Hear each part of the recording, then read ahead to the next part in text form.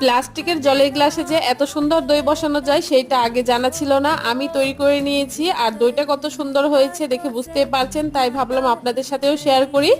প্লাস্টিকের জলের গ্লাসে দই বসানোর জন্য প্রথমে 1 লিটার দুধ খুব ভালো করে জাল করে নিয়েছি। দুধটা জাল করে নামিয়ে নিয়েছি। এখন কড়াইতে আবারও পরিমাণ মতো চিনি দিয়ে চিনিটাকে ক্যারামেল তৈরি করে জাল করে রাখা দুধটাকে ঢেলে দিয়েছি। দুধটাকে দিয়ে বেশ কিছুক্ষণ জাল করে নিয়েছি। দইটাকে আরো টেস্টি করার জন্য 1 প্যাকেট মতো গুঁড়ো দুধ ব্যবহার করেছি। গুঁড়ো দুধটাকে খুব ভালো করে মিশিয়ে আবারও 5 মিনিট জাল করে নিয়েছি।